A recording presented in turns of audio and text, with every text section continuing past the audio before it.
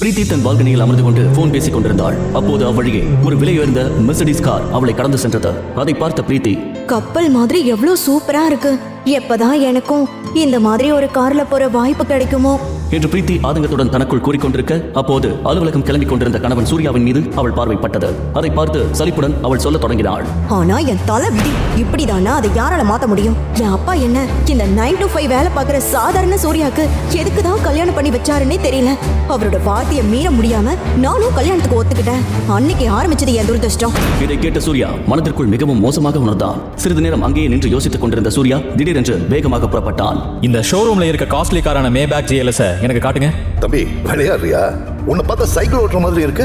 Maybach GLS எத்தனை கோடின்னு உனக்கு தெரியுமா என்று ஷோரூம் விற்பனையாளர் ஏளனமாக சொல்லி சூர்யாவை அவமானப்படுத்தினார். அதை பார்த்து கோபமடைந்த சூர்யா, இந்தாங்க என் கார்டு, இந்த கார் உடனே என் வீட்டுக்கு அனுப்புங்க என்று கூற, அதை கேட்ட விற்பனையாளரின் முகம் பயத்தில் மாறியது. அவர் சூர்யாவை ஒருமுறை முழுமையாக பார்த்தார். அந்த கார்டை சூர்யா நீட்டியவுடன் கார்டில் எழுதப்பட்டிருந்த பெயரை பார்த்து அடுத்த நொடி அவருக்கு வியர்க்க தொடங்கியது. சூர்யாவை பார்த்து நடுங்கிய குரலில், சூர்யா சார், நீங்களா?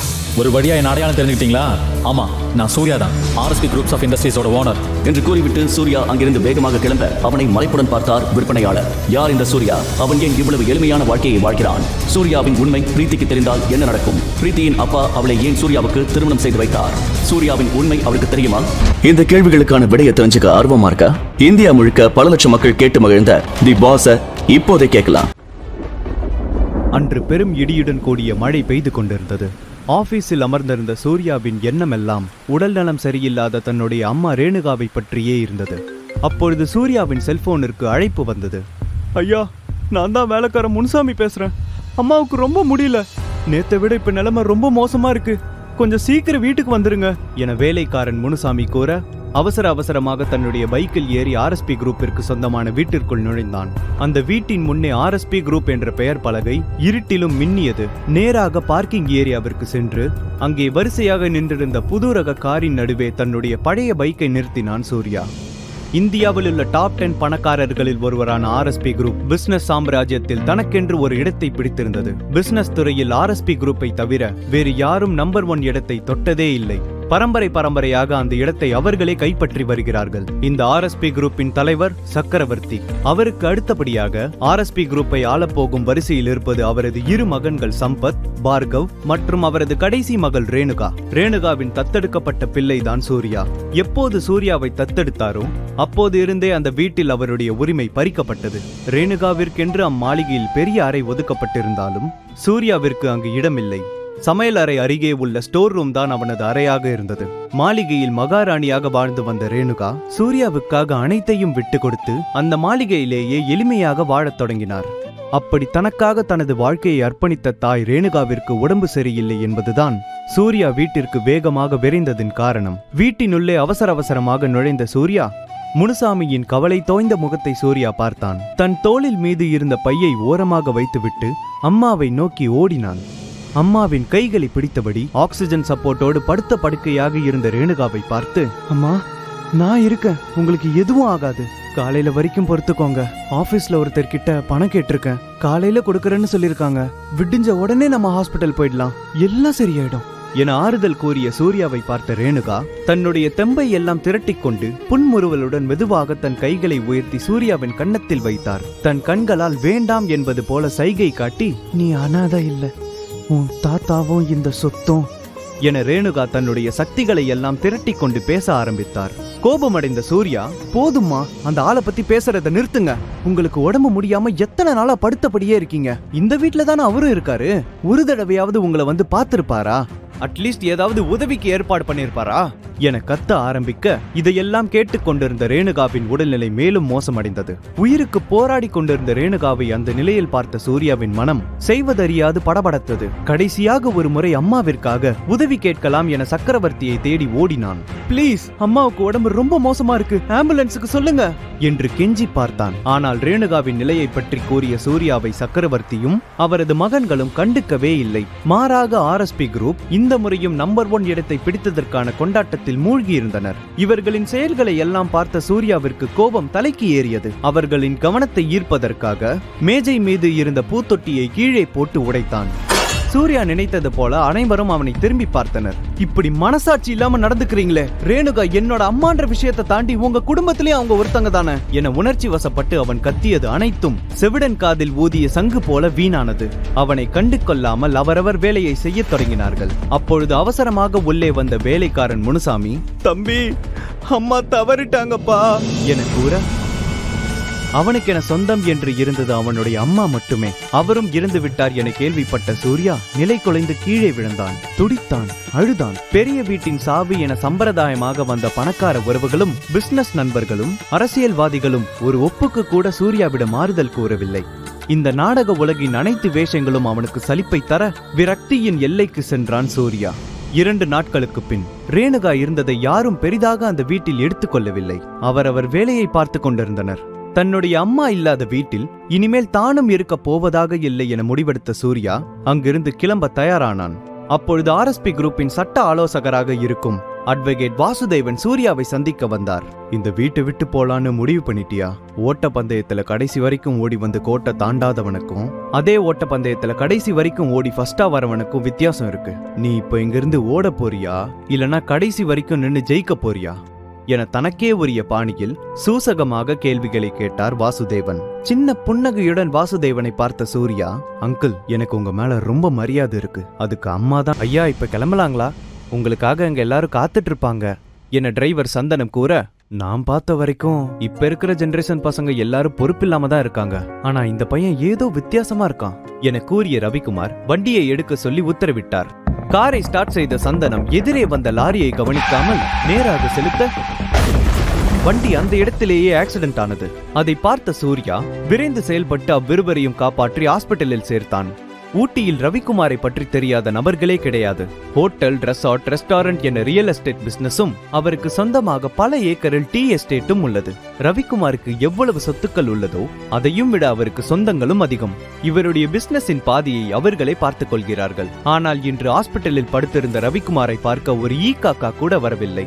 ரவிக்குமாரை பற்றி எதுவும் அறியாத சூர்யா கூடவே இருந்து 2 நாட்களாக பார்த்து கொண்டான். 2 நாட்களுக்கு பிறகு கண் விழித்த ரவிக்குமாரிடம் வீட்டு அட்ரஸையும் போன் நம்பரையும் வாங்கிக் கொண்டு அவர் வீட்டிற்கு தகவலை தெரிவித்தான். இந்த விஷயத்தை கேள்விப்பட்ட ரவிக்குமாரின் மனைவி வனிதாவும் அவரது ஒரே மகள் பிரீத்தியும் பதறி அடித்துக் கொண்டு ஓடி வந்தனர். என்னங்க, நம்ம பொண்ணு பிரீத்தி கல்யாண விஷயமா தான் நீங்க கோயம்புத்தூர் போனதா நினைச்சிட்டு இருந்தேன். உங்களுக்கு போன் பண்ணாலும் போன் போகல. இப்படி ஆகணும் நான் நினைச்சு கூட பார்க்கல என ஒப்பாரி வைத்த வனிதாவை, அம்மா அப்பாவை கொஞ்சம் ரெஸ்ட் எடுக்க விடுங்க, உங்க புலம்பல்ல அப்பாவை டென்ஷன் ஆக்காதீங்க. அப்பா இப்ப எல்லாமே ஆல்ரைட் தானே, இப்ப எப்படி இருக்கீங்க என பிரீத்தி கேட்க, ரவிக்குமார் வாசலில் யாரையோ தேடிக்கொண்டிருந்தார். பின் அவருக்கு சிகிச்சை அளித்த டாக்டரை அழைத்து தன்னுடைய விசிட்டிங் கார்டை நீட்டி தன்னை காப்பாற்றிய பையனிடம் இதை கொடுக்கும்படி கேட்டுக்கொண்டார். வீட்டிற்கு திரும்பிய ரவிக்குமாரின் எண்ணம் முழுக்க சூர்யாவின் மீதுதான் இருந்தது. ரவிக்குமாரை பொறுத்த வரையில் இப்பொழுது இருக்கும் இளைஞர்கள் யாருமே பொறுப்பானவர்கள் அல்ல. தனக்கு கிடைத்த வாய்ப்பை எப்படியாவது பயன்படுத்திக் கொள்ள நினைப்பவர்கள், சுயநலவாதிகள் என்று தீர்க்கமாக நம்பினார். சூர்யாவும் அந்த ரகத்தை சேர்ந்தவனாக தான் இருப்பான் என்று நினைத்தார். தன்னுடைய கணக்கு சரியாக இருந்ததால் அவன் செய்த உதவிக்கு பெருந்தொகையோ அல்லது வேறு உதவியோ பெற்றுக்கொள்ளதான் போகிறான் என்று நினைத்துக் கொண்டிருந்தார். மறுநாள் காலை அவர் எதிர்பார்த்தது போலவே சூர்யாவும் ரவிக்குமாரை தேடி வந்தான். தன்னை காப்பாற்றிய நபர் சூர்யா என்று தெரிந்தவுடன் ரவிக்குமாருக்கு ஆச்சரியமாக இருந்தது. மேலும் சூர்யாவை பற்றி தெரிந்து கொள்ளும் ஆர்வம் அவரை தொற்றிக் கொண்டது. நீதான் சூர்யாவா? என்ன பண்ணிட்டு இருக்கன்னு தெரிஞ்சுக்கலாமா? சூர்யா தயங்கியபடி, நான் ஒரு நல்ல வேலை தேடிட்டு இருக்கேன் சார். சூர்யாவின் பதிலை கேட்ட ரவிக்குமார் நமட்டு சிரிப்புடன் இவனும் மற்றவர்களைப் போலதான் என்று நினைத்துக் கொண்டார். பின் இதற்கு முன் எங்கு வேலை பார்த்தான் என்றும் இங்கு எதற்காக வந்தான் எனவும் கேட்டார். சூர்யா ஆர்எஸ்பி குரூப்பின் கடைசி வாரிசு என அவரிடம் காட்டிக்கொள்ளவில்லை. தன்னை ஒரு அனாதை என்றே அவரிடம் கூறினான். தனக்கு உதவி செய்தவனை வெறும் கையுடன் அனுப்பக்கூடாது என நினைத்துக் கொண்ட ரவிக்குமார் தன்னுடைய கணக்கு பிள்ளையிடம் 50,000 ரூபாய் கொண்டு வர சொல்லி சூர்யாவின் கையில் கொடுத்தார். இது வெறும் அட்வான்ஸ் அமௌண்ட் தான், நாளையிலிருந்து என்னோட பர்சனல் அசிஸ்டண்டா சேர்ந்துக்கோ என ரவிக்குமார் கூற, பணமும் வேலையும் எதிர்பார்த்து நான் உங்ககிட்ட வரல சார். செஞ்ச உதவிக்கு காசு வாங்குறது பெரிய தப்பு. எனக்கு வேலை வேணும் தான், ஆனா இப்படி ஒரு சந்தர்ப்பத்தை பயன்படுத்தி நான் வேலையில சேர்ந்தேன்னு ஒரு பேர் கிடைக்கிறதுல எனக்கு விருப்பம் இல்லை சார். என்னை மன்னிச்சிடுங்க, நான் கிளம்புறேன் என சூர்யா கூறி ஆக்சிடென்ட் ஆன இடத்தில் கண்டெடுக்கப்பட்ட ரவிக்குமாருக்கு சொந்தமான போனை ஒப்படைத்துவிட்டு, இதை கொடுக்கதான் நான் வந்தேன் என்று கிளம்ப தயாரானான். சூர்யாவின் செயல்கள் ரவிக்குமாருக்கு இளைஞர்கள் மீது இருந்த கண்ணோட்டத்தை தவிடுபடியாக்கும் அளவிற்கு இருந்தது. அவனை விட்டுவிட அவருக்கு மனம் வரவில்லை. என்ன செஞ்சா நீ வேலையில சேர்ந்துப்ப? என ரவிக்குமார் கேட்க, தன்னுடைய திறமையை பார்த்து வேலை கொடுத்தால் மட்டுமே வேலையில் சேர்வேன் என சூர்யா கூறினான். சற்று நேரம் யோசித்த ரவிக்குமார், இப்போத்திலிருந்து 1 மாசம் டைம் எடுத்துக்கோ, என்னோட பர்சனல் அசிஸ்டண்டா என் கூடவே இரு, இந்த டைம்ல நீ எப்படி இருக்கன்னு வச்சுதான் நான் அடுத்து உனக்கு இங்க வேலை என ரவிக்குமார் கூற சந்தோஷமாக சூர்யா ஒப்புக்கொண்டான். இதையெல்லாம் தன்னுடைய தந்தை அருகே அமர்ந்தபடியே பார்த்து கொண்டிருந்த பிரீத்தி இப்படியும் ஒருவர் இருப்பாரா என எண்ணி ஆச்சரியத்தில் மூழ்கி கிடந்தாள். அவளை தட்டி எழுப்பும் விதமாக அவள் அம்மா வனிதாவின் சத்தம் அமைந்தது. ரோட்ல போறவனுக்கு எல்லாம் பணத்தை அள்ளி கொடுங்க, இவனை பார்த்ததுனாலதான் அன்னைக்கு உங்களுக்கு ஆக்சிடென்ட் ஆச்சு, இவன் மட்டும் இல்லன்னா இந்நேரம் என் அண்ணன் பையனுக்கு பிரீத்தியை கல்யாணம் பேசி முடிச்சிருப்பீங்க என வனிதா புலம்ப, மா தெரிஞ்சுதான் பேசுறீங்களா? நீங்க போன் பண்ணிட்டே இருந்ததுனாலதான் ஆக்சிடென்ட் ஆச்சு, அவர் தான் அப்பாவை காப்பாத்தினாரு, அவர் மட்டும் இல்லனா இந்நேரம் அப்பா நிலைமை என்ன ஆயிருக்கும் என பிரீத்தி பேச அவளது அம்மா கோபத்துடன் அங்கிருந்து கிளம்பினாள். பிரீத்திக்கு தன்னுடைய தந்தை என்றால் உயிர். தன்னுடைய தந்தை எது செய்தாலும் அதில் ஒரு அர்த்தம் இருக்கும் என்று நம்புவாள். இதுவரை எந்த ஒரு இலங்கையரையும் வேலைக்கு அமர்த்தாத தன்னுடைய அப்பா சூர்யாவை அதுவும் பிஏவாக பணி அமர்த்தியது அவளுக்கு ஆச்சரியமாக இருந்தது. ஆர்எஸ்பி குரூப் சொத்துக்கள் அனைத்திற்கும் ஒரே வாரிசு அவன் மட்டும்தான் என நன்றாக தெரிந்த சூர்யா மாத சம்பளத்திற்காக ரவிக்குமாரிடம் பிஏவாக சேர தயாரானான். மறுநாள் காலை ஊட்டியில் புதிதாக ஒரு வாழ்க்கையை ஆரம்பிக்க போகும் சூர்யா பெட்டியிலிருந்து தன்னுடைய அம்மாவின் போட்டோவை எடுத்தான். அம்மா, நீங்க இத பார்த்திருக்கணும், இந்த ஊர்லயே பெரிய ஆளு ரவிக்குமார் சார், அவரோட பர்சனல் அசிஸ்டண்டா ஆக போறேன், கண்டிப்பா நல்ல பேர் எடுத்து உங்களை பெருமைப்படுத்துவேன் என்று வேலைக்கு கிளம்பும் முன் ஒன்றிற்கு பல முறை தன்னுடைய ஃபைலை சரிபார்த்து கொண்டான். அவனுக்கு தங்குவதற்காக கெஸ்ட் ஹவுஸில் தனியாக ஒரு அறை ஒதுக்கப்பட்டிருந்தது. இந்த 1 மாத காலத்தில் சூர்யா நடந்து கொள்வதை பொறுத்தே வேலை நிரந்தரமாக அமையும் என்று ரவிக்குமார் சொன்ன வார்த்தை அவன் மனதிற்குள் ஓடிக்கொண்டே இருந்தது. பெரும் மூச்சு விட்டு சிரித்த முகத்துடன் கதவை திறந்தான். சூர்யா கதவை திறக்க அவன் முன்னே அந்த வீட்டின் கணக்கு பிள்ளை சுந்தரம் வந்து நிற்க சரியாக இருந்தது. 50 வயதை நெருங்கிய சுந்தரம் அந்த வீட்டில் பல வருடமாக கணக்கு பிள்ளையாக இருந்து வந்தார். ரவிக்குமாரின் சொத்துக்கள் முழுவதையும் அவரே பார்த்து கொள்கிறார். சரியா 9:30 மணிக்கெல்லாம் வேலைக்கு வந்துடணும், காலையில் சாப்பாடு இன்னைக்கு ஐயா வீட்டில் கொடுப்பாங்க, அதுவும் இன்னைக்கு மட்டும்தான், நாளையிலேருந்து நீ தான் சமைச்சு சாப்பிட்டுக்கணும், ராத்திரி ஐயா தூங்க போகிற டைம் தான் உன்னோட டியூட்டி முடியும், இந்த 1 மாதம் உனக்கு லீவ் எதுவும் இல்லை என சுழித்த முகத்துடன் நிபந்தனைகளை அடுக்கிக் கொண்டே போனார். அதையெல்லாம் சிரித்த முகத்துடன் சரி என்ற அர்த்தத்தில் தலையை ஆட்டினான் சூர்யா. சீக்கிரம் வீட்டிற்கு வரும்படி சொல்லிய சுந்தரம், வயசு பசங்களுக்கு என்ன தெரிய போகுது என்று புலம்பிக் கொண்டே சென்றார். காலை உணவை கிச்சனில் நின்று அந்த வீட்டு சமயக்கார அம்மா லட்சுமியிடம் பேசிக்கொண்டே அவசர அவசரமாக தோசையை உள்ளே தள்ளி கொண்டிருந்தான் சூர்யா. அப்போது அங்கு வந்த வனிதா, ஏ லட்சுமி, கண்டவங்களெல்லாம் கிச்சனுக்குள்ள விடுற, இது என்ன உன் அப்பா விட்டு சொத்தா, என்ன குளமோ கோத்திரமோ சொல்லிதான் புரிய வைக்கணும் போல என வனிதா தனக்கே உரிய பாணியில் வாயில் வசம்பை வைத்து பேசியது போல பேசினாள். அதை கேட்ட சூர்யா சாப்பாடு தட்டை கீழே வைத்தான். சமையல் அறையில் சத்தத்தை கேட்டு கீழே வந்த ரவிக்குமார் வனிதா இருக்கும் இடத்தில் எப்பொழுதும் கலவரம்தான் நடக்கும் என்று சலித்துக் கொண்டார். பின் சூர்யாவை அழைத்து, இங்க எல்லா வசதியும் இருக்கு, கூச்சப்படாம உன்னோட வீடு மாதிரி நினைச்சு சாப்பிடு, அவ அப்படிதான் கத்துவா, ஆனா மனசுல ஒன்னும் இருக்காது, இதெல்லாம் நீ கண்டுக்காத என கூறிக்கொண்டே சூர்யாவின் தோள்களின் மீது மெதுவாக கைகளை வைத்து டைனிங் டேபிள் வரை அழைத்து வந்தார். தன்னுடைய முகத்தை உயர்த்தி சைகையால் தன் முன் இருக்கும் சேரில் அமர சொன்னார். சேரில் அமர்ந்த சூர்யாவின் பார்வை லேசாக வனிதாவின் மீது சென்றது. கோபத்தில் சிவந்திருந்த வனிதாவை பார்த்தவுடன் சட்டென்று எழுந்து நின்றான். ரவிக்குமார் வனிதாவை திரும்பி பார்க்க தன்னுடைய முகத்தை சுழித்தவாறே அங்கிருந்து கிளம்பினான். பெரிய பர்சனல் அசிஸ்டன்ட் தான், இவர் கூட்டிட்டு வர ஆளுங்க எல்லாமே இப்படிதான் இருக்காங்க என வனிதா தனக்குள்ளே பேசிக்கொண்டே செல்வதை பார்த்தபடி டைனிங் அறைக்குள் வந்தாள் பிரீத்தி. சூர்யாவை பார்த்து குட் மார்னிங் என்று சொல்லும் விதமாக ஒரு புன்முறுவல் பூத்தாள். பதிலுக்கு அவனும் சிரித்தான். சாப்பிட்டுக் கொண்டே இன்று என்ன செய்ய போகிறார்கள் என தங்களுடைய அப்பாயின்மெண்டை பற்றி அப்பாவும் மகளும் பேசிக்கொள்வதை ஆச்சரியமாக சூர்யா பார்த்து கொண்டே இருந்தான். தான் முன்பு வாழ்ந்த சக்கரவர்த்தி குடும்பத்தில் ஒருவருக்கொருவர் பணத்தை பற்றி மட்டுமே பேசிக்கொள்வதை பார்த்த சூர்யா இங்கு அன்றைய நாளில் நடந்த சின்னஞ்சிறிய விஷயத்தை கூட பகிர்ந்து கொள்வது அவனுக்கு ஆச்சரியமாகவே இருந்தது. பழைய நினைவில் மூழ்கி போயிருந்தவன் தட்டில் உள்ள தோசைக்கு சட்னியை தவிர அனைத்தையும் தொட்டு சாப்பிடுவதை பார்த்த ரவிக்குமாருக்கும் பிரீத்திக்கும் சிரிப்பு வந்துவிட்டது.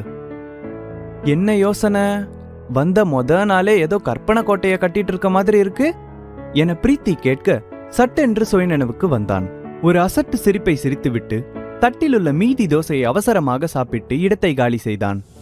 ஆக்சிடென்ட் ஆனதால் டிரைவர் ஒரு மாதத்திற்கு வரமாட்டார். எனவே சூர்யாவை கார் ஓட்ட சொன்னார் ரவிக்குமார். எப்பொழுதும் பின் சீட்டில் அமரும் ரவிக்குமார் இன்று முன் சீட்டில் அமர்ந்து கணக்கு பிள்ளையை பின் சீட்டில் அமர சொன்னார். இன்று முக்கியமான ஒரு டீல் வரப்போகிறது, அதை பற்றி விசாரிக்க செல்வதாக கூறி சூர்யாவிடம் டீலர் இருக்கும் இடத்தின் அட்ரஸை கொடுத்து அங்கே செல்ல சொன்னார். போகும் வழியில்தான் எந்த டீலை சைன் செய்ய வேண்டும், எதை நிராகரிக்க வேண்டும் என்று கணக்கு பிள்ளை கூறிக்கொண்டே வந்ததை சூர்யாவும் கேட்டுக்கொண்டே வந்தான். கார் டீலர் இருக்கும் இடத்திற்கு வந்தது. அப்பொழுது உள்ளே செல்ல இருந்த ரவிக்குமாரை தடுத்து நிறுத்தினான் சூர்யா. அதை பார்த்த கணக்கு பிள்ளை சுந்தரம், என்ன இது, போகும்போது அவசகுணமா? உனக்கு எது பேசணும்னாலும் வீட்டுல வந்து பேசு. கோடி கணக்கில் நடக்க போற இந்த டீலை பத்தி உனக்கு ஏதாவது தெரியுமா என அவர் கேட்க, தெரியும் சார், நான் எல்லாத்தையும் கேட்டேன். இன்னைக்கு நீங்க 2 பெரிய இடத்த டீல் பேசி வாங்க போறீங்க. ஆனா அவர் முதல்ல வாங்க சொன்ன இடத்த வாங்க வேணாம், அதுக்கு பின்னாடி சொன்னதை மட்டும் வாங்குங்க, என்ன நம்புங்க சார் என்று சூர்யா கூற, இது வரைக்கும் ரியல் எஸ்டேட்ல கொடி கட்டி ஆண்டுட்டு இருக்கோம், எங்களுக்கு தெரியாது, உன்னுடைய வேலையை மட்டும் பாரு என்று எச்சரித்து விட்டு கிளம்பினார் கணக்கு பிள்ளை சுந்தரம். ரவிக்குமார் எதையும் கூறாமல் உள்ளே சென்றார். 1 மணி நேரத்திற்கு பிறகு வெளியே வந்த ரவிக்குமாரும் சுந்தரமும் காரில் ஏறினார்கள். கார் அமைதியாக வீட்டை நோக்கி சென்றது. நீண்ட மௌனத்தின் பிறகு ரவிக்குமாரின் போன் சினுங்கியது. சொல்லுங்க, விசாரிச்சிங்களா? என்ன, நிஜமாவா? அப்படிதான் வந்திருக்கா? சரி, பாத்துக்கிறேன் என்று கூறி போனை கட் செய்தார். பின் மெதுவாக சூர்யாவை பார்த்த ரவிக்குமார், உனக்கு எப்படி தெரியும் நாங்க வாங்க முடிவு பண்ணி வச்சிருந்த முதல் இடம் சிக்கல்ல இருக்குன்னு என கேட்க, நீங்க 2 பேரும் பேசிட்டு இருந்ததை கேட்டேன். அதுல முதல்ல பேசிட்டு இருந்த நிலத்தை சுத்தி நிறைய ஹோட்டலும் பெரிய வீடுகளும் இருக்கு. அதுவும் இல்லாம அந்த இடம் இருக்கிறது இந்த ஊர்லயே ஒரு முக்கியமான இடத்துல. அத கணக்குல வச்சு பார்த்தா அது நிச்சயமா பல மடங்கு விலையில தான் இருக்கணும். ஆனா உங்ககிட்ட டீல் பேச வந்த ஆள் சொன்ன தொகை ரொம்ப கம்மியா இருக்கு. அதை வச்சுதான் எனக்கு சந்தேகமே வந்துச்சு. நிச்சயமா அந்த லேண்ட் டாக்குமெண்ட்ஸ் கரெக்டா இருக்காது என்று கூறினான். ஆமா, நீ சொன்ன மாதிரி அந்த சொத்துல சிக்கல் இருக்கு என்று சொன்னார் ரவிக்குமார். சுந்தரம் வாயடைத்து அமர்ந்திருந்தார். முதல் நாளிலேயே ரவிக்குமாரின் மனதில் நச்சென்று நங்கூரம் போட்டது போல அமர்ந்து விட்டான் சூர்யா. நாட்கள் உருண்டோடியது. சூர்யாவை நிரந்தரமாக வேலையில் சேர்த்து விட்டார் ரவிக்குமார். ஒரு நாள் வழக்கம் போல பிரீத்தியும் ரவிக்குமாரும் பேசிக் கொண்டிருக்கும் பொழுது வனிதா மெதுவாக பிரீத்தியின் திருமணத்தை பற்றி பேசத் தொடங்கினாள். இதை கேட்டு கேட்டு வெறுத்து போன ரவிக்குமார், எத்தனை தடவை சொல்றது உன்னோட அண்ணன் பையனுக்கு என் பொண்ணை கொடுக்க முடியாதுன்னு? அவன் நான் நினைக்கிற மாதிரி இல்ல. என் அண்ணன் பையன் விவேக்கு என்ன குறைச்சல்? கை நிறைய சம்பாதிக்கிறான். சம்பாதிச்சா மட்டும் போதுமா என்ன? ஒரு விஷயத்தை யோசிச்சு முடிவெடுக்க தெரியுமா அவனுக்கு? என் பொண்ணை கட்டி கொடுக்க போறவனுக்கு பணம் அந்தஸ்து இருக்கணும்னு எல்லாம் எனக்கு எண்ணம் இல்ல. அவன் பொறுப்புள்ளவனா இருந்தாலே போதும். அப்படி ஒருத்தனை என்னைக்கு பாக்குறனோ அவனுக்கு தான் என் பொண்ணை கட்டி வைப்பேன் என ரவிக்குமார் கூறி முடிக்க, சூர்யா வாசலில் வந்து நிற்க சரியாக இருந்தது. அப்பொழுதுதான் ரவிக்குமாருக்கு சட்டென்று ஒரு யோசனை வந்தது. நாம் ஏன் பிரீத்தியை சூர்யாவிற்கு திருமணம் செய்து வைக்க கூடாது? நான் எதிர்பார்க்கும் அனைத்து அம்சங்களும் சூர்யாவிடம் உள்ளது என நினைத்தார். சூர்யாவுடன் இதை பற்றி பேச வேண்டும் என முடிவெடுத்தார். அதனால் இரவு உணவிற்கு வீட்டிற்கு வரும்படி கூறினார். இரவும் வந்தது.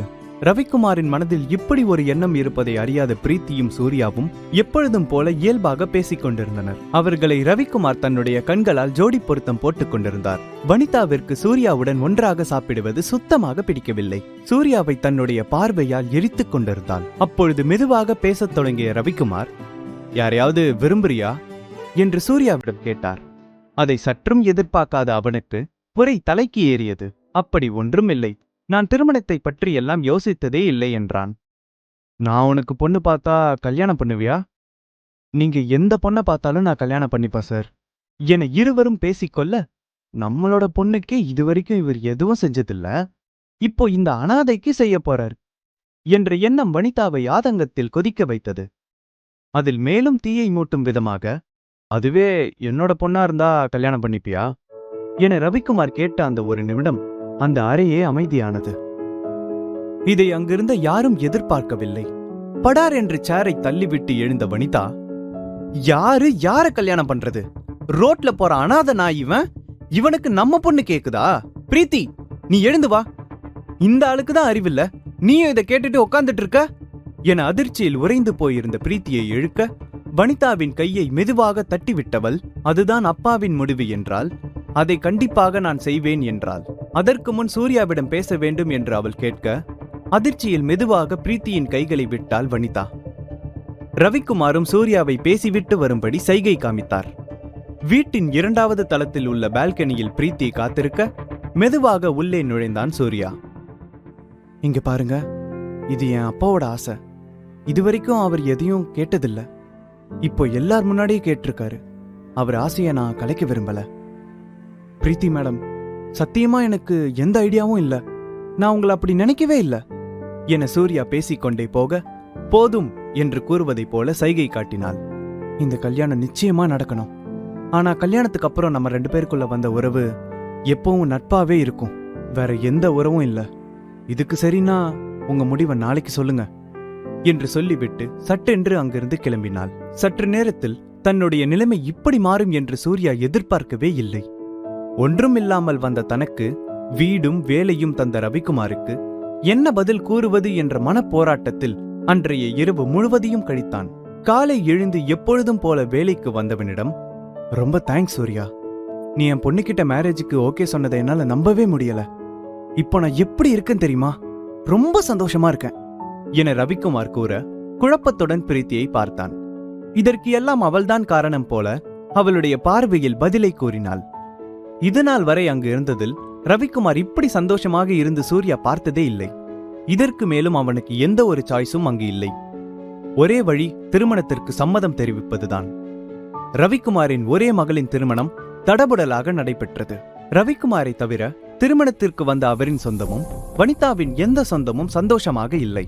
பிரீத்தியை திருமணம் செய்து கொள்வதன் மூலம் ரவிக்குமாரின் சொத்துக்கள் அனைத்தையும் தன்னுடைய மகன் பேரில் மாற்றிவிடலாம் என்று எண்ணிக்கொண்டிருந்த வனிதாவின் அண்ணனின் சதி தவிடுபடியானது.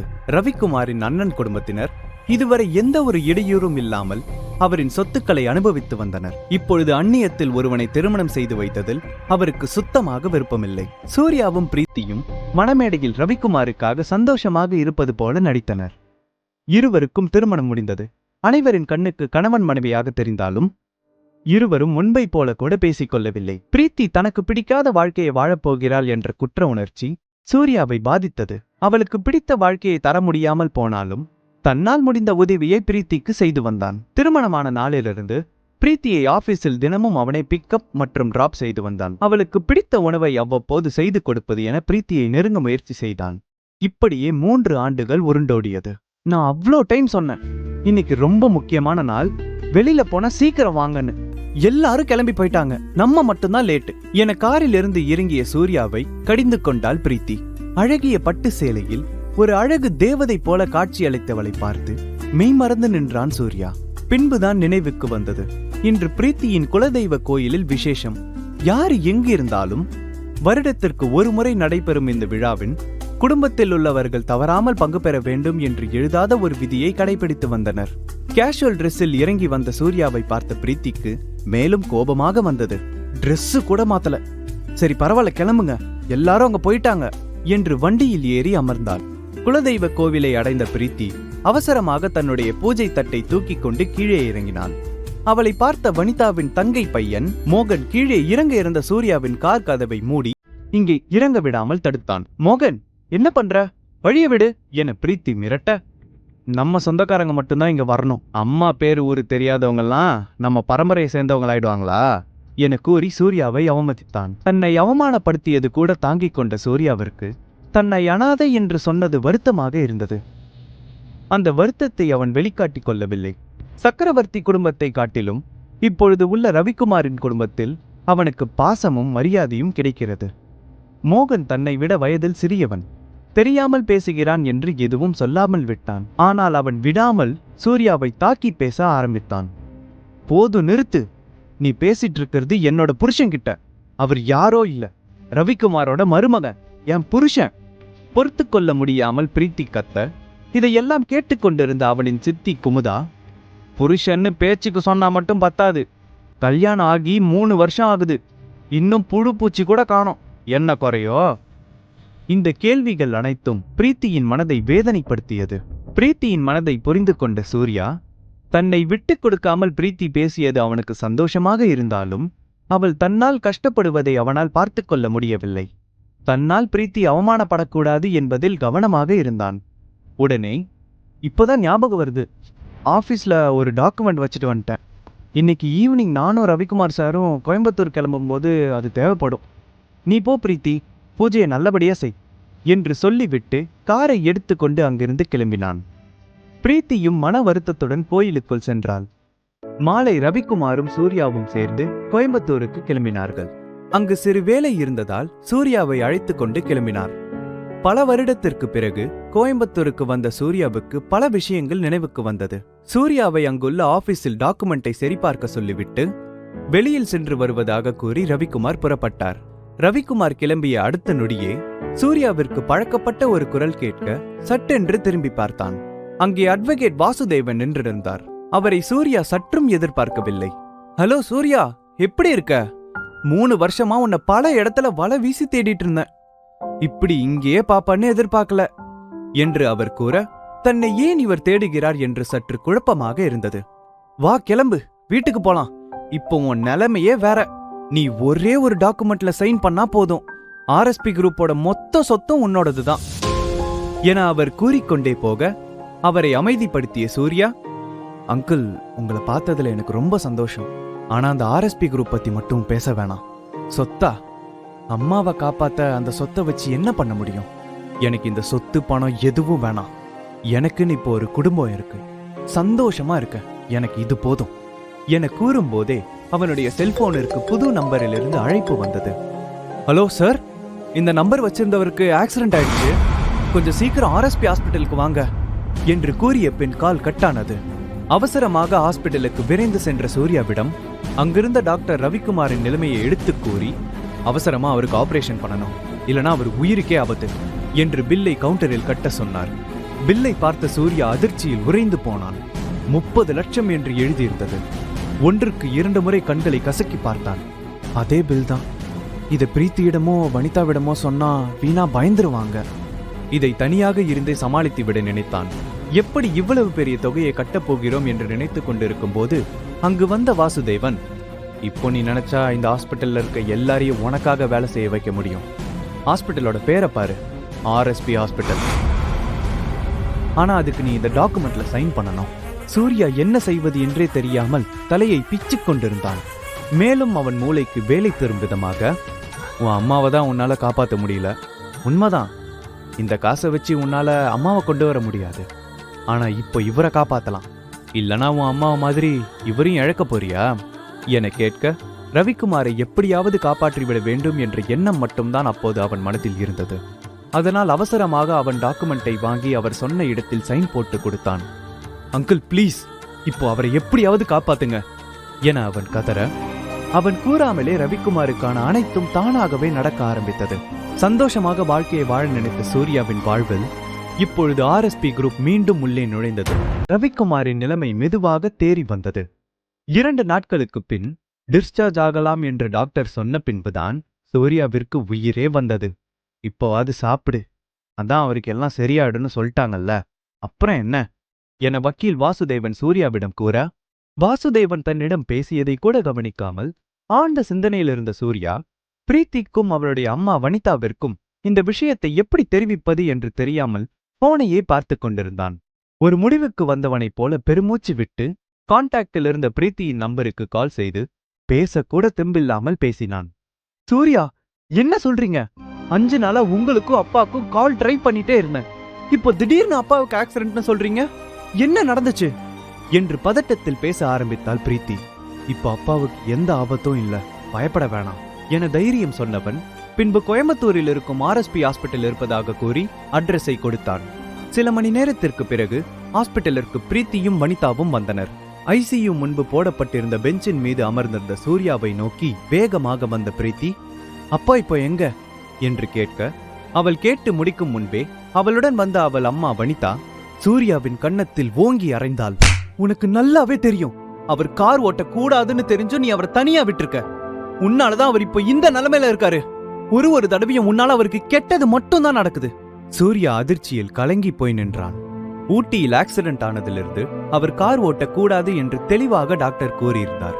சூர்யாவிற்கு இது நன்றாக தெரிந்தும் அன்று அவர் தனியாக காரை எடுத்து செல்லும் போது எதுவும் செய்யாமல் இருந்து விட்டேன் என்று மனதுக்குள் புழங்கினான்.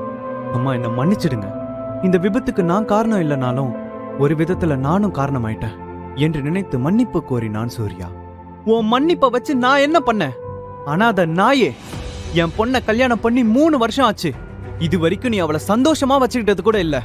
இந்த தடவை அவருக்கு ஏதாவது ஒண்ணு ஆச்சுன்னா என் பொண்ணுக்கு டிவோர்ஸ் கொடுத்துட்டு எங்க குடும்பத்தை விட்டு போயிடு. அடக்கி வைத்திருந்த வஞ்சனை அனைத்தையும் மொத்தமாக கொட்டி தீர்த்தாள் வனிதா. இந்த மாதிரியான பேச்சுக்கள் எதுவும் சூர்யாவை இப்பொழுது பாதிக்கவில்லை. அவனுடைய எண்ணம் எல்லாம் ரவிக்குமாரை பற்றிதான். அவரை தன்னுடைய மாமனார் என்று கூறுவதை காட்டிலும் அப்பா என்றே நினைத்தான். இவ்வளவு நாள் அவருக்கு எதுவும் ஆகவிடாமல் பார்த்து கொண்டான். ஆனால் இப்போது அவரை இந்த நிலைமையில் பார்த்தவுடன் அவன் மனம் துடித்தது. சிறிது நாட்களுக்கு பிறகு பிரீத்தி தனது ரூமில் அவளுடைய உடைமைகளை எடுத்து வைத்துக் கொண்டிருந்தாள். அப்போது அவளது அம்மா வனிதா ரூமிற்குள் வந்தாள். இப்போ ஒன்னும் குறைஞ்சு போகல. நம்மளோட சொந்தக்கார பசங்க நம்ம தகுதிக்கு ஏத்த மாதிரி நிறைய பேர் இருக்காங்க. நீ மட்டும் சரின்னு சொன்ன, இப்ப கூட உன்னை கல்யாணம் பண்ணிக்க ரெடியா இருக்காங்க. இந்த சூர்யா நமக்கு தகுதியே இல்லாத ஆளு. பேசாம அவனை டிவோர்ஸ் பண்ணிடு என வனிதா பிரீத்தியிடம் பேசிக் கொண்டிருந்தார். அப்போது அறைக்குள் நுழைந்த சூர்யா எதேச்சையாக பேசுவதை கேட்டான். பிரீத்தி எதுவும் பேசாமல் வனிதாவையே பார்த்து கொண்டிருந்தாள். இந்த முறை வனிதா கண்டிப்பாக இதை வைத்து பிரச்சனை கொண்டு வருவார் என பிரீத்தி நினைத்தாள். வனிதாவிற்கு இது கையில் லட்டு கொடுத்தது போல இருந்தது. இந்த சமயத்தை உபயோகப்படுத்தி கொண்டு எப்படியாவது சூர்யாவை இங்கிருந்து விரட்டி அடிக்க வேண்டும் என்று கங்கணம் கட்டி கொண்டிருந்தாள். வனிதா பேசியது எல்லாம் அறையின் வாசலில் நின்று கொண்டே சூர்யாவும் கேட்டுக்கொண்டிருந்தான். எதுவும் பேசாமல் அங்கிருந்து நகர ஒரு அடி கால் எடுத்து வைக்கும் பொழுது, யாருமா அந்த சூர்யா? எனக்கு கல்யாணம் ஆகி 3 வருஷம் ஆச்சுமா. இது வரைக்கும் என் மனசு நோகும்படி ஒரு நாள் கூட அவர் நடந்துக்கிட்டதில்ல. அவரை நான் எவ்வளோ கஷ்டப்படுத்தினாலும் எனக்காக அவர் பொறுத்துக்கிறாரு. அவர் இடத்துல இப்போ வேற யாராவது இருந்திருந்தா கண்டிப்பா பொறுமையா இருக்க மாட்டாங்க. நீங்க சொல்ற 1000 மாப்பிள்ளைங்க வந்தாலுமே சூர்யா மாதிரி ஒருத்தர் கிடைக்க மாட்டாங்க. ஒவ்வொரு தடவையும் அப்பா உயிர் ஆபத்துல இருந்தப்பெல்லாம் காப்பாத்தினது சூர்யா மட்டும்தாம்மா. சூர்யா நீங்க நினைக்கிற மாதிரி கிடையாது. அவர் ரொம்ப நல்லவர். என் லைஃப்ல அவர் மட்டும்தான். இது என்னோட லைஃப். இந்த மாதிரி எல்லாம் என்கிட்ட பேசாதீங்க என்று கண்டிப்பாக கூறினாள் பிரீத்தி. பிரீத்தி கூறிய இந்த பதிலை அவன் சற்றும் எதிர்பார்க்கவில்லை. அவனுக்கு பிரீத்தி மீது பெரிய மரியாதையே வந்தது. அவன் பிரீத்தி எடுக்கும் எந்த முடிவுக்கும் உடன்பட சூர்யா தயாராக இருந்தான். தன்னிடம் வந்து டிவோர்ஸ் வேண்டும் என கேட்டால் அவளுக்காக அதையும் தர தயாராக இருந்தான். வனிதா சொல்வதும் ஒரு வகையில் சரிதான். தன்னை விட நன்றாக பார்த்து கொள்ளும் ஒருவன் அவளுக்கு கிடைப்பான் என்று நினைத்தான். ஆனால் சூர்யாவோட கடைசி காலம் வரை உன்னால சந்தோஷமா இருக்க முடியாது. இந்த முடிவுக்காக கண்டிப்பா ஒரு நாள் வருத்தப்படுவ. இதுக்கு மேலேயும் இதை பத்தி என்கிட்ட பேசாதீங்க என்று கோபத்தில் பிரீத்தி அவள் அம்மாவை பார்த்து கத்தினாள். அந்த ஒரு நிமிடம் சூர்யா முடிவெடுத்ததுதான். இந்த உலகமே சோகத்தில் மூழ்கியிருந்தாலும் பிரீத்தியை சந்தோஷமாக வைத்துக் கொள்வேன் என சபதம் எடுத்தான். பிரீத்தி மனதில் சூர்யாவை பற்றி இப்படி ஒரு எண்ணம் இருப்பது இப்பொழுதுதான் அவனுக்கே தெரிந்தது. இத்தனை வருடம் அவள் தன்னை வெறுத்ததாகவே நினைத்துக் கொண்டிருந்தான். பிரீத்தி சூர்யாவுக்கென்று மனதில் ஒரு இடம் கொடுத்திருப்பது இப்பொழுதுதான் அவனுக்கே தெரிய வந்தது. சந்தோஷத்துடன் மாடியிலிருந்து கீழே இறங்கி வந்த சூர்யாவை பார்த்த ரவிக்குமார் சூர்யாவை மொட்டை மாடிக்கு வர சொன்னார். 5 நிமிடத்திற்கு ஒரு முறை இடைவிடாமல் பிரீத்தியின் மனதில் நான் இருக்கிறேன் என்று நினைத்துக் கொண்டே தனக்குத்தானே சிரித்துக் கொண்டிருந்தான். மொட்டை மாடிக்கு வந்த சூர்யா அங்கிருந்த ரவிக்குமார் அருகே சென்று அமர்ந்தான். சூர்யாவின் முகம் சந்தோஷத்தில் மின்னிக் கொண்டிருப்பதை கவனித்த ரவிக்குமார், சூர்யா, எனிதிங் ஸ்பெஷல்? இத்தனை வருஷத்துல இப்படி ஒரு முகத்தை நான் பார்த்ததே இல்லையே. இது ஏதோ வெட்கத்துல சிரிக்கிற மாதிரி இருக்கே என்று ரவிக்குமார் கேட்க, மேலும் வெட்கத்தில் அவனுடைய முகம் சிவந்து கொண்டிருந்தது. அப்பொழுது தன்னுடைய முதுகுக்கு பின்னால் ஒளித்து வைத்திருந்த ரம் பாட்டிலை எடுத்த ரவிக்குமார், சூர்யா, அங்க இருக்கிற அந்த 2 கிளாஸ் எடுத்துட்டு வா, நீ குடிப்பதானே என கேட்க, வேகமாக இல்லை என்று தன் தலையை ஆட்டினான். இதை பார்த்த ரவிக்குமார் சூர்யாவை கிண்டல் செய்தார். தனக்காக பயந்து குடிப்பதை மறைக்க வேண்டாம் என்று கிண்டல் செய்ய, அவன் ஒரே ஒரு முறை காலேஜ் படிக்கும் பொழுது குடித்திருக்கிறேன், அதுதான் முதலும் கடைசியும் என்றான். பின் ரவிக்குமார் கேட்டுக்கொள்ள இவரும் சேர்ந்து பார்ட்டி பண்ண தொடங்கினார். அப்பொழுது ரவிக்குமார் தன்னுடைய இளம் பருவத்தில் நடந்த அனைத்து சுவாரஸ்யமான விஷயங்களையும் சூர்யாவிடம் பகிர்ந்து கொண்டார். சிறிது நேரம் அமைதியான ரவிக்குமார் பின் மெதுவாக, பிரீத்தியை உனக்கு பிடிக்குமா என்று கேட்டார். பிரீத்தி தன்னை ஏற்றுக்கொண்ட சந்தோஷத்தில் இருந்த சூர்யா அவளை மிகவும் பிடிக்கும் என்ற விதத்தில் தன் கைகளை விரித்து காட்டினான். பிரீத்தி எனக்கு இருக்க ஒரே பொண்ணு. சின்ன வயசுல இருந்தே அவளை நான் பார்த்து பார்த்து வளர்த்தேன். அவளுக்கு எந்த ஒரு விஷயமா இருந்தாலும் பார்த்து பார்த்து பண்ணுவேன். அதே மாதிரிதான் கல்யாண விஷயத்திலையும் அவளுக்கு ஏத்த தகுந்த மாப்பிளைய தான் நான் கல்யாணம் பண்ணி வச்சிருக்கேன். இத சீக்கிரம் பிரீத்தியும் புரிஞ்சுப்பா, நீங்க சந்தோஷமா இருப்பீங்க என்று கூறினார். அப்பொழுது சூர்யா நடந்ததை கூற வரும்பொழுது அவனை எதுவும் கூற விடாமல், பிரீத்தி எனக்கு எவ்வளோ முக்கியமோ அதே மாதிரி தான் நீயும் எனக்கு. நான் உன்னை மருமகனா பார்க்கறத விட ஒரு மகனா தான் பார்த்துட்டு இருக்கேன் என ரவிக்குமார் கூற, இதை கேட்ட சூர்யாவின் மனம் சந்தோஷத்தில் வெடித்து விடுவது போல இருந்தது. தான் அனாதை இல்லை, தனக்கு என்று கவனித்துக் கொள்ளும் குடும்பம் இருக்கிறது என நினைத்து சந்தோஷத்தில் மிதந்தான். அந்த சந்தோஷத்திலேயே இரவு முழுவதும் தூங்காமல் புரண்டு கொண்டிருந்தவன் ஒரு வழியாக தூங்கினான். நன்றாக தூங்கிக் கொண்டிருந்த சூர்யா மீது யாரோ தண்ணீரை ஊற்ற திடுக்கி எழுந்தான். அவன் முன்னே பிரீத்தி ரெடியாக நின்றிருந்தாள். சாருக்கு இன்னும் தெரியலையா? இன்னும் 4-5 கப்பு ஊத்தணுமா என்ன என அவள் கேட்க, வேகமாக மொபைலை எடுத்து மணியை பார்த்தான். மணி 8ஐ கடந்து விட்டது. நைட்டு என்ன ஆச்சு? நான் எப்படி இங்க வந்தேன் என்ற குழப்பத்திலேயே தலையை சொரிந்து கொண்டிருந்தான். ரொம்ப கன்ஃபியூஸ் ஆக வேணாம். நைட்டு 2 பேரும் ஃபுல் மட்டை. நான் தான் உங்களை கூட்டிட்டு கீழே வந்தேன். சரி இப்ப கிளம்புங்க, எனக்கு லேட் ஆயிடுச்சு. நான் ஆபீஸ் போகணும் இல்லையா? நான் வண்டி கிட்ட நிக்கிறேன், சீக்கிரம் ரெடி ஆயிட்டு வாங்க என பிரீத்தி கூறிவிட்டு கீழே செல்ல ஒரு அடி எடுத்து வைக்க, சிதறிய தண்ணீரில் அவள் பாதம் வழுக்கி விழப்போக அவளை அப்படியே தாங்கி பிடித்தான் சூர்யா. எதிர்பாராத இந்த முதல் டச் இருவரையும் ரொமான்ஸ் சீனில் தள்ளியது. அவனது பலம் வாய்ந்த பிடியில் மெல்லிய பஞ்சு போல மிதந்தாள் பிரீத்தி. ஈரமான உடையும் சில்லென்று காற்றும் காதல் அத்தியாயத்தை தொடங்குவதற்கான பிள்ளையார் சுழியை போட்டது. இருவரின் கண்களும் மோதிக்கொள்ள உதடுகள் கிட்டத்தட்ட உரசிக்கொள்ளும் நெருக்கத்தில் துடித்தன. ஒரு நொடி சொக்கிப் போனவள் பின் சட்டென்று சுதாரித்து எழுந்தோடினாள் பிரீத்தி. நைட் அடித்த போதையை விட இப்போது பிரீத்தி கொடுத்த போதையில் தடுமாறிக் கொண்டிருந்தான் சூர்யா. எம்மாடி, என்ன கிக்குடா! ஆண்டவா, இன்னைக்கு ஸ்டார்டிங்கே இவ்வளவு அமர்க்களமா இருக்கே, தேங்க்யூ என்று துள்ளி குதித்து ஓடினான். 5 நிமிடத்தில் ரெடியானவன் காரில் பிரீத்தியை ஏற்றிக்கொண்டு பறந்தான். டிராவல் டைமில் இருவரும் ஒரு வார்த்தை கூட பேசிக்கொள்ளவில்லை. ஆனாலும் அங்கு காதல் நிறைந்திருந்தது. ஆபீஸில் இறக்கிவிட்டு வீட்டிற்கு திரும்பிக் கொண்டிருந்த சூர்யாவிற்கு வக்கீல் வாசுதேவனிடமிருந்து அழைப்பு வந்தது. அவன் முகத்தில் இருந்த சிரிப்பு அப்படியே மாறியது. போனை எடுத்தவன் கோபமாக, எனக்கு போன் பண்ணாதீங்கன்னு எத்தனை தடவை சொல்லியிருக்கேன், அதான் நீங்க கேட்ட டாக்குமெண்ட்ல சைன் பண்ணிட்டேனே, இன்னும் என்ன வேணும் என வெறுப்புடன் பேசினான் சூர்யா. எனக்கு எதுவும் வேணாம் சூர்யா, ஆர்எஸ்பி குரூப்புக்கு இப்போ நீ தான் ஓனர், அது நீ மறந்துட்டியா? நீ நினைச்சா இப்போ என்ன வேணாலும் பண்ணலாம் என வாசுதேவன் கூற, அவர் பேசிக்கொண்டிருக்கும் போதே குறுக்கிட்ட சூர்யா, என்ன சொன்னீங்க? என்ன வேணாலும் பண்ணலாமா? அப்படின்னா நான் வந்து எவ்வளவு பெரிய வீடு வேணாலும் வாங்கலாம், அப்படிதானே? இதை கேட்ட வாசுதேவன் விழுந்து விழுந்து சிரிக்க ஆரம்பித்தார். சூர்யா நினைத்தால் வீடு என்ன, அவன் வைத்திருக்கும் சொத்தை வைத்து பாதி நாட்டையே விலைக்கு வாங்கலாம் என்று கூறி மீண்டும் சிரித்தார். முடிஞ்சா ஊட்டியில் இருக்க எம்எஸ் மேன்ஷனை வாங்கி கொடுங்க, அதுக்கப்புறம் நீங்க என்ன கேக்குறீங்களோ அதை செய்றேன் என்று கூறினான். ஊட்டியில் உள்ள எம்எஸ் மேன்ஷன் அழகிற்கு பெயர் போனது. ஆள் அரவமற்ற இடத்தில் இருக்கும் அந்த மேன்ஷனை சுற்றி எண்ணற்ற இயற்கை வளங்களும் அதன் அருகில் அருவியும் எப்பொழுதும் பறவைகள் கத்தும் சத்தமும் கேட்டுக்கொண்டே இருக்கும். ஒருமுறை பிரீத்தி ஆசைப்பட்டதற்காக ரவிக்குமார் அந்த மேன்ஷனை விலைக்கு வாங்க கேட்டிருந்தார். ஆனால் அந்த மேன்ஷன் ஓனர் கோடிக்கணக்கில் பணத்தை கொடுத்தால் கூட இதை விற்க மாட்டேன் என்று தெளிவாக கூறிவிட்டார். எவ்வளவு முயற்சித்தும் அந்த மேன்ஷனை ரவிக்குமாரால் வாங்க முடியவில்லை. பிரீத்திக்காக அந்த மேன்ஷனை எப்படியாவது வாங்கிவிட வேண்டும் என்று நினைத்த சூர்யா வாசுதேவனிடம் இதை வாங்கி கொடுக்கும்படி சேலஞ்ச் செய்தான். நாளைக்கு காலையில அந்த மேன்ஷன் ஓம் பேர்ல இருக்கும் என்று சொல்லிவிட்டு தனக்கு ஒரு நாள் அவகாசம் தரும்படி கேட்டார். மறுநாள் பொழுது விடிந்தது. இதுவரை வாசுதேவனிடமிருந்து கால் வந்தால் எரிச்சல் அடையும் சூர்யா இன்று காலையிலிருந்து அவருடைய காலுக்காக காத்திருந்தான். சரியாக 10 மணிக்கு வாசுதேவனிடமிருந்து அழைப்பு வந்தது. அந்த ரெசார்ட் பேரை சூர்யா மேன்ஷன் வச்சுப்போமா? சொன்ன மாதிரியே அந்த மேன்ஷன் இப்போ ஓம் பேர்ல இருக்கு. அதோட ஓனர் பார்த்து டாக்குமெண்ட் மட்டும் சைன் போட்டு மாத்திட்டா வேலை முடிஞ்சது. ரெடியாரு, 1/2 மணி நேரத்துல உன்னை வந்து பிக்கப் பண்ணிக்கிறேன் என்று போனை துண்டித்தார் வக்கீல் வாசுதேவன். வாசுதேவன் அங்கு வருவதை சூர்யா சுத்தமாக விரும்பவில்லை. தானே அந்த மேன்ஷனுக்கு வருவதாக கூறி அவரது போனுக்கு மெசேஜ் செய்தான் சூர்யா. சூர்யாவின் வீட்டிற்கும் அந்த மேன்ஷனுக்கும் கிட்டத்தட்ட 5 நிமிடம் தூரம் தான் இருக்கும். ஆனால் அந்த மேன்ஷன் கேட்டிலிருந்து உள்ளே செல்லவே 1/4 மணி நேரம் எடுக்கும். 2 அடுக்கு பாதுகாப்பு போடப்பட்டிருக்கும். அந்த மேன்ஷனுக்கு 10ற்கும் மேற்பட்ட செக்யூரிட்டி கார்ட்ஸ் இருப்பார்கள். அது வீட்டின் அருகில் தான் இருக்கிறது. நடந்தே சென்று விடலாம் என்று நினைத்த சூர்யா பொடிநடையாக அந்த மேன்ஷனை நோக்கி நடக்க ஆரம்பித்தான். மேன்ஷன் கேட்டை திறந்தவுடன் ஒருவர் சத்தம் போட்டுக்கொண்டே ஓடி வருவதை பார்த்த சூர்யா அங்கேயே நின்றான்.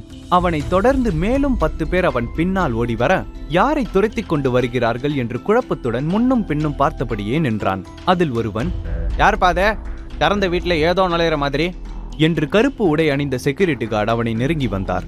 அவரை தொடர்ந்து அதே மாதிரியான உடை அணிந்த மேலும் சிலர் சூர்யாவை சுற்றி நின்றனர். என்ன தம்பி, வழி தவறி இந்த பக்கம் வந்துட்டியா? 6 அடி உயரத்தில் பார்க்கவே கரடு முரடாக இருந்த ஒருத்தர் சூர்யாவை சந்தேக பார்வையில் பார்த்தபடி கேட்டார். இல்ல, ஒருத்தரை தேடி வந்திருக்கேன். சூர்யா அமைதியாக தன் பதிலை கூறினான். என்னது, ஒருத்தர் தேடி வந்திருக்கியா? நீ வந்திருக்கிற இந்த இடம் யாரோடதுன்னு உனக்கு தெரியுமா? இதற்கும் எந்த பதிலும் கூறாமல் சூர்யா அமைதியாகவே இருந்தான். பின் மெதுவாக, இந்த இடம் எனக்கு சொந்தமானது என்று சூர்யா கூற, அந்த 6 அடி மனிதன், வந்த வழியே அப்படியே போயிடு. நீ சொன்ன காமெடிக்கு எல்லாரும் சிரிச்சிட்டோம். Show time over. காட்ஸ், இங்க வரவங்க எல்லாம் இவனை மாதிரி தான். அவனுடைய இடம் இவனுடைய இடம், உள்ள இருக்கிறவங்கள நல்லா தெரியும், என் சொந்தக்காரங்க தான் சொல்லிட்டு வருவானுங்க. தயவுதாட்சியமே பார்க்காம கழுத்தை புடிச்சு வெளியே தள்ளிடுங்க என அங்கிருந்த மற்ற செக்யூரிட்டி கார்டுகளுக்கு பாடம் எடுத்து கொண்டிருந்தான் அந்த 6 அடி மனிதன். அவனுடைய சட்டையில் ராகேஷ் என்று எழுதப்பட்டிருந்தது. இவர் கட்டளையிடுவதை பார்க்கும் பொழுது அந்த இடத்திற்கு அவன்தான் ஹெட் செக்யூரிட்டி போல தெரிந்தது. நகராமல் அங்கேயே நின்று கொண்டிருந்த சூர்யாவை பார்த்த ராகேஷிற்கு கோபம் தலைக்கு ஏறியது. தன்னுடைய முதலாளி பெரிய விஐபிக்காக காத்திருக்கிறார், அவர் வருவதற்கு முன் இங்கிருந்து மரியாதையாக கிளம்பி விடு என்று எச்சரிக்கை செய்தான் ராகேஷ். இதை கேட்ட சூர்யாவிற்கு சிரிப்பு தாங்க முடியவில்லை. அந்த விஐபியே நான் தான், இது கூட தெரியாம இவங்க இப்படி கேனத்தனமா நடந்துக்கிறாங்களே என்று நினைத்து சிரித்தான். ஒருவருடைய உடையையும் அவர் வைத்திருக்க பொருளையும் வைத்து எடை போடும் செக்யூரிட்டியை நினைத்து வருத்தப்பட்டான். இருந்தாலும் மாத சம்பளம் கொடுக்கும் தன்னுடைய முதலாளிக்காக விசுவாசமாக இருக்கிறான் என்று நினைத்தான். நகராமல் அங்கேயே அவரை பார்த்து சிரித்துக் கொண்டிருந்த சூர்யாவை பார்த்த செக்யூரிட்டிக்கு மேலும் கோபம் தலைக்கு ஏறியது. எவ்வளவு சொல்லியும் இங்கிருந்து கிளம்பாம அப்படியே நிக்கிற? அடி விழுந்தாதான் இங்கிருந்து கிளம்புவியா என கோபத்தில் சூர்யாவை அறைய கையை ஓங்கியவனை ஒரு கை தடுத்து நிறுத்தியது. அந்த கையின் சொந்தக்காரரை பார்த்து செக்யூரிட்டி கார்டு ராகேஷ் அதிர்ச்சியில் கையை கட்டிக்கொண்டு ஒதுங்கி நின்றான். அவரை பார்த்து செக்யூரிட்டி கார்டு அனைவரும் ஒரே வரிசையில் கையை கட்டிக்கொண்டு நின்றனர். ஆனால் அவரோ சூர்யாவின் முன் கையை கட்டிக்கொண்டு நிற்பதை பார்த்து அதிர்ச்சி அடைந்து விட்டனர். சூர்யாவின் முன் கையை கட்டி மரியாதை கலந்த பயத்துடன் நின்று கொண்டிருந்த ராமலிங்கத்தை பார்த்து ராகேஷும் மற்ற செக்யூரிட்டி கார்ட்ஸும் வாயடித்து போய் நின்றனர். அரசியலில் பெரும் புள்ளியாக இருக்கும் ராமலிங்கம் தமிழ்நாட்டில் மிகப்பெரிய பணக்காரர். ஊட்டியையே தன்னுடைய கைக்குள் வைத்திருக்கும் ராமலிங்கத்தை இதுவரை இப்படி இவர்கள் பார்த்ததே இல்லை. இன்று முதலாக சூர்யாவின் முன் கையை கட்டி கொண்டிருப்பதை பார்த்த செக்யூரிட்டி கார்ட்ஸ், யார் இவன்? இவனை பார்த்து ஏன் நம்ம முதலாளி பயந்து போய் நிற்கிறாரு என குழம்பி போயிருந்தனர். சூர்யா சார், பெரிய தப்பு நடந்துருச்சு, அவங்க சார்பா நான் உங்ககிட்ட மன்னிப்பு கேட்கிறேன் என்று பயத்துடனும் மரியாதை கலந்த குரலிலும் கையை கட்டிக்கொண்டு சூர்யா முன் பேசினார். என்னது, இவர்தான் சூர்யாவா என்று வாயடைத்து நின்றனர் அங்கிருந்த செக்யூரிட்டி கார்ட்ஸ்.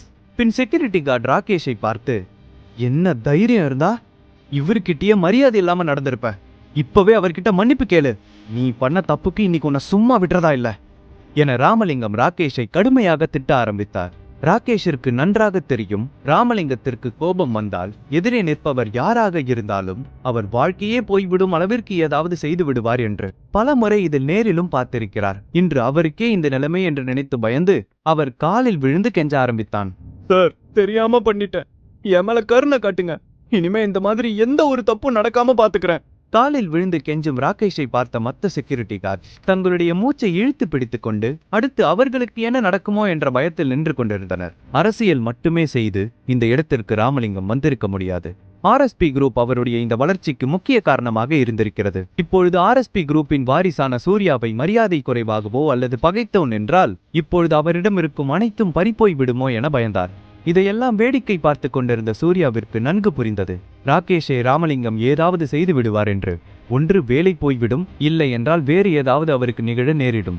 அவர் ஏதாவது செய்வதற்கு முன் அதை தடுத்து நிறுத்த வேண்டும் என்று நினைத்தவன், அப்படி ஒன்னும் அவங்க பெருசா தப்பு பண்ணல, அவங்கள மன்னிச்சு விட்டுருங்க, அப்படி நீங்க அவரை தண்டிக்கணும்னு நினைச்சா 1/2 நாள் சம்பளத்தை மட்டும் பிடிங்க, அது போதும். சக்கரவர்த்தியின் வீட்டில் இருந்தபோது அவன் தன்னுடைய தேவைகளுக்கு சூர்யா தான் சம்பாதிக்க வேண்டி இருந்தது. ஆர்எஸ்பி குரூப்பில் இருந்தாலும் ஒரு வேலைக்காரன் போலவே நடத்தப்பட்டான். அதனால் உழைத்து சம்பாதிப்பது எவ்வளவு கஷ்டம் என்று அவனுக்கு நன்றாகவே புரிந்தது. தங்களுடைய வேலை போய்விடுமோ என்ற அச்சத்தில் இருந்தவர்களுக்கு சூர்யா இவ்வாறு கூறிய பின் தான் உயிரே வந்தது. இதையெல்லாம் கேட்டுக்கொண்டிருந்த ராமலிங்கத்திற்கு ஆச்சரியமாக இருந்தது. சூர்யா அப்படி சொன்னதால் அவருடைய கருத்துக்கு உடன்பட்டுதான் ஆக வேண்டும். என்ன இன்னும் மசமசன்னு நின்னுட்டே இருக்கீங்க, அவர்கிட்ட மன்னிப்பு கேளுங்க என மிரட்டும் தோணியில் ராமலிங்கம் கூற, அங்கு நின்று கொண்டிருந்த செக்யூரிட்டி கார்ட்ஸ் வரிசையாக சூர்யாவின் காலில் விழவர அவர்களை தடுத்த சூர்யா, நீங்க எல்லாரும் போய் உங்க வேலையை பாருங்க, எப்போதும் ஆளை பார்த்து எடை போடாதீங்க என அறிவுறுத்தி அனுப்பினான். சூர்யாவின் இந்த செயல் ராமலிங்கத்தை மிகவும் ஆச்சரியப்படுத்தியது. ஆர்எஸ்பி குரூப் சக்கரவர்த்தியை விட இவர் வித்தியாசமாகவும் எளிமையாகவும் உள்ளார் என நினைத்தார். பின் அவ்வளவு பெரிய பணக்காரரை வெகு நேரமாக வாசலிலேயே காக்க வைப்பது நல்லதில்லை என புரிந்து கொண்ட ராமலிங்கம் சூர்யாவை மேன்ஷனுக்குள் அழைத்துச் சென்றார். சூர்யா வருவதற்கு முன்பே வந்துவிட்ட வக்கீல் வாசுதேவன் மேன்ஷனுக்குள் உள்ளே காத்திருந்தார். சூர்யா வந்ததும் அவன் கேட்டதைப் போலவே மேன்ஷனை வாங்கிவிட்ட சந்தோஷத்தில் அவனை பார்த்தார். மேன்ஷன் உள்ளே நுழைந்த சூர்யா முதலில் கவனித்தது இட்டாலியன் மார்பிளான வரவேற்பு அறையை தான். பார்க்கவே பிரம்மாண்டமாக அமைந்திருந்தது. மேன்ஷனை சுற்றி காட்டினார் ராமலிங்கம். அங்கிருந்த மாஸ்டர் பெட்ரூம் பால்கனிக்கு அழைத்துச் சென்றார். அங்கிருந்து பார்க்கும் பொழுது இயற்கையின் பிரம்மாண்டம் மனதிற்கு இதமாகவும் கண்ணிற்கு குளிர்ச்சியாகவும் இருந்தது. இந்த காட்சிக்கு எத்தனை கோடி கொடுத்தாலும் ஈடாகாது. பல கோடி கொடுத்தும் யாருக்கும் கொடுக்காத ராமலிங்கம் ஆர்எஸ்பி குரூப் கேட்ட அடுத்த நொடியே மறுப்பு எதுவும் கூறாமல் குறைந்த விலைக்கே விற்றார். சூர்யாவிற்கு இந்த மேன்ஷன் மிகவும் பிடித்திருந்தது. பிரீத்திக்கு மட்டும் இது தெரிந்தால் சந்தோஷத்தில் மிதப்பால். அவள் ஆசைப்பட்டு ரவிக்குமார் பல முறை வாங்க முடியாமல் போன இந்த மேன்ஷனை வாங்கியதில் சூர்யாவிற்கு பெருமையாக இருந்தது. தன்னையே மறந்து மெய் மறந்து போனான். எவ்வளவு நேரம் பால்கனியில் நின்று கொண்டிருந்தான் என்று அவனுக்கே தெரியவில்லை. அப்பொழுது தனது அருகே ராமலிங்கம் வந்து நிற்பதை கவனித்தான். அவன் பின்னாடியே அவனுடைய வேலைக்காரன் அழகான கப்பில் டீ வைத்து விட்டு சென்றான். இங்க கொஞ்சம் குளிர் அதிகமா இருக்கும், கொஞ்சம் டீ குடிங்க. அப்புறம் இன்னைக்கு காலையில நடந்த எல்லாத்துக்கும் மன்னிச்சிருங்க, அந்த விஷயத்த மனசுல வச்சுக்காதீங்க என்றவாறே டீ கப்பை எடுத்து சூர்யாவின் கையில் கொடுத்தான். அதெல்லாம் ஒன்னும் பெரிய விஷயம் இல்ல, நான் அதை அப்பவே மறந்துட்டேன். நான் உங்ககிட்ட ஒன்னு கேட்கலாமா என்று சூர்யாவின் கேள்வியே ராமலிங்கத்தை கதிகலங்க வைத்தது. கேளுங்கள் என்று சொல்லும் விதத்தில் தலையை ஆட்டினார். 10 கிலோமீட்டருக்கு மேன்ஷனை சுற்றி எந்த ஒரு கடையோ வீடோ கிடையாது. இதை கவனித்த சூர்யா, இவ்ளோ அழகான இந்த இடத்துல ஏன் ஒரே ஒரு மேன்ஷன் மட்டும் இருக்குது? ஊட்டியில முக்கிய அரசியல் புள்ளியில இருந்தும் ஏன் இந்த பகுதி டெவலப் ஆகாம இருக்கு? மேலும் டெவலப் பண்ணலாம்ல என்று சூர்யா கேட்டான். அதுக்கு மேல கட்டுறதுக்கு ஆசை இருந்தாலும் கட்டுறதுக்கு தெம்பும் பணமும் இல்லாததுனால ஒன்னும் செய்ய முடியல என்று கூறினார்.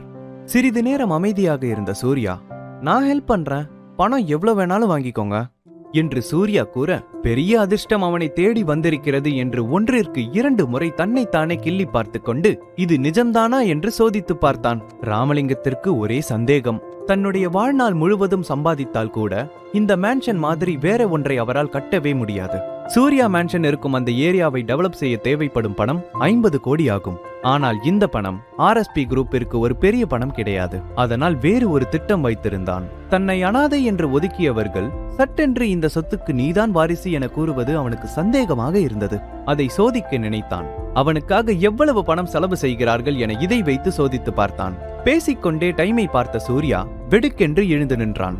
அதை பார்த்த ராமலிங்கம் எழுந்து நிற்க கூடவே அவனது பணியாட்களும் எழுந்து நின்றனர். ராமலிங்கம் ஒவ்வொரு அடி எடுத்து வைக்கும் போதும் கணக்கு போடுவார். சூர்யா சட்டென்று எழுந்ததில் அவர் எதுவும் தப்பாக பேசிவிட்டாரோ என்று பயந்தார். எனக்கு ஒரு முக்கியமான வேலை இருக்கு, இது தொடர்பா நீங்க என்னோட வக்கீல் வாசுதேவன் கிட்ட பேசிக்கோங்க என்று சட்டென்று அங்கிருந்து கிளம்பினான் சூர்யா. சூர்யாவின் செயல்கள் மற்றும் நடத்தை மீது ராமலிங்கத்திற்கு சந்தேகம் வந்தது. இவ்ளோ பெரிய சொத்துக்கு சொந்தக்காரனா இருந்துட்டு எப்படி இவ்ளோ சாதாரணமா இருக்க முடியும்? எங்கேயோ இடிக்குதே என்று யோசித்தார். இந்த மாதிரி பெரிய இடத்துல இருக்கவனை பகச்சிக்காம கூடவே வச்சுக்கிறது தான் சாமர்த்தியம் என்று முடிவெடுத்தார். பின் தனது ஆள் ஒருவனை அழைத்து, அவனை ஃபாலோ பண்ணு, என்னோட ஜாகுவார் கார் எடுத்துக்கோ, அவன் கிட்ட போய் நான் கொடுத்தேன்னு சொல்லிக் கொடு என்று கட்டளையிட்டார். சூர்யா அங்கிருந்து கிளம்பிய சற்று நேரத்தில் வக்கீல் வாசுதேவனுக்கு சக்கரவர்த்தியிடமிருந்து அழைப்பு வந்தது. அங்கு நடந்த அனைத்தையும் வாசுதேவன் சக்கரவர்த்தியிடம் கூறினார். சூர்யா செய்த காரியத்திற்கு கண்டிப்பாக மறுப்பு தெரிவிப்பார் என்று நினைத்தார். ஆனால் அதை பற்றி எதுவும் கூறாமல், நாளையிலிருந்து சூர்யாவுக்கு கோஸ்ட் செக்யூரிட்டி அவன் ப்ரொடெக்ஷனுக்கு இருப்பாங்க என்று மட்டும் கூறி போனை வைத்தார். வாசுதேவனுக்கு இந்த ஒரு விஷயம் ஆச்சரியமாக இருந்தது. கோஸ்ட் செக்யூரிட்டி என்பவர்கள் தங்களுடைய சிறு வயதிலிருந்து கடுமையாக பயிற்சி எடுத்து தங்களை தயார்படுத்தி வைத்திருப்பார்கள். ஒரு துரும்பு கூட மேலே விழாமல் பாதுகாக்கும் இவர்கள் சூர்யாவிற்கே தெரியாமல் தூரத்திலிருந்து பாதுகாப்பு தருவார்கள். தன்னுடைய 2 மகன்களுக்கு கூட இந்த பாதுகாப்பை சக்கரவர்த்தி வழங்கியதில்லை. அப்படி இருக்க சூர்யாவிற்கு மட்டும் ஏன் என்று தன்னுடைய மூளைக்கு வேலை கொடுத்து கொண்டிருந்தார். அதே சமயம் தன்னுடைய ஆபீஸ் வாசலில் முன்னே சூர்யாவிற்காக நீண்ட நேரம் காத்திருந்தாள் பிரீத்தி. நேரம் சென்று கொண்டே இருந்தது. ஆபீஸில் உள்ள அனைவரும் சென்று விட்டனர். சூர்யா வரும் திசையை பார்த்து வெகு நேரம் காத்திருந்த பிரீத்தி அங்கிருந்த ஒரு பெஞ்சில் சென்று அமர்ந்தாள். எப்பொழுதும் ஆபீஸ் முடியும் முன்னரே சூர்யா அவளுக்காக வாசலில் காத்திருந்து அழைத்துச் செல்வான். ஆனால் இன்று நெடுநேரம் ஆகியும் சூர்யா வராததால் பல முறை அவனுக்கு கால் செய்தாள். சூர்யா வருவானா இல்லை நானே சென்று விடுவா என்ற யோசனையில் ஒரு காலில் முன்னும் பின்னும் வைத்தவாறே நின்றிருந்தாள். அப்பொழுது, இங்க பாருடா யார் நிக்கிறானே ஊட்டியோட பேரழகி பிரீத்தி. என்ன உன்னோட பர்சனல் அசிஸ்டன்ட் சூர்யா உன்னை பிக்கப் பண்ண வரன்னு வெயிட் பண்ணிட்டு இருக்கியா என்ற குரல் கேட்டதும் பிரீத்தியின் முகம் கோணலாக மாறியது. அந்த குரலுக்கு சொந்தக்காரி தன்னுடைய பெரியமாவின் மகள் சந்தியா என்று சொல்லாமலே அவள் கண்டுபிடித்து விட்டாள். பிரீத்தி அவளை கண்டு கொள்ளவே இல்லை. சந்தியாவும் பிரீத்தியும் ஒரே வயதினர் என்றாலும் பிரீத்திக்கு சந்தியா என்றால் சுத்தமாக பிடிக்காது. எப்பொழுதும் அவ்விருவர் இடையே சண்டை வந்து கொண்டே இருக்கும். சந்தியா சிகப்பு நிற சுடிதார் அணிந்து அழகாக காணப்பட்டாள். அவள் அழகாக இருந்தாலும் பிரீத்தியின் அழகை மிஞ்ச முடியாது. அவளை கண்டு கொள்ளாமல் நின்று கொண்டிருந்த பிரீத்தியை பார்த்த சந்தியாவிற்கு மேலும் அவளை சீண்டி பார்க்க வேண்டும் என்று தோன்றியது. சில சமயம் விதி எப்படி விளையாடும்னு யாருக்கு தெரியும். நம்ம எல்லாம் சின்ன பொண்ணா இருந்தப்போ எப்பவுமே உனக்கு தான் எல்லாமே பெஸ்டா கிடைக்கும், உங்க அப்பாவை விட பெரிய பணக்கார பையனுக்கு தான் என்னோட பொண்ணை கல்யாணம் பண்ணி வைப்பேன்னு உங்க அம்மா ஊருக்குள்ள தம்பட்டை அடிச்சிட்டு இருந்தாங்க. ஆனா இப்ப பாரு, ஒரு அனாதைய கல்யாணம் பண்ணிக்கிற அளவுக்கு உன் நிலைமை ஆயிடுச்சு. பிரீத்தி ஒரு வார்த்தை கூட பேசாமல் தன்னுடைய உதடுகளை இறுக்கமாக மூடிக்கொண்டாள். கடந்த 3 வருடங்களாக பிரீத்தி சூர்யாவை திருமணம் செய்த பிறகு சந்தியா தனக்கு வாய்ப்பு கிடைக்கும் போதெல்லாம் பிரீத்தியின் நிலைமையை வைத்து கேலியும் கிண்டலும் செய்து வந்தாள். இந்த வார்த்தைகளை கேட்டு பழக்கப்பட்ட பிரீத்தி அவள் எதற்காக இதையெல்லாம் பேசுகிறாள் என்று நன்றாக புரிந்து கொண்டாள். அவளை இப்படி பேசுவதன் மூலம் பிரீத்தியை கடுப்பேத்தி சந்தோஷப்பட்டு கொண்டாள். வீட்டோட மாப்பிள்ளையா இருக்கிறது ஒரு தனி சுகம்தான்.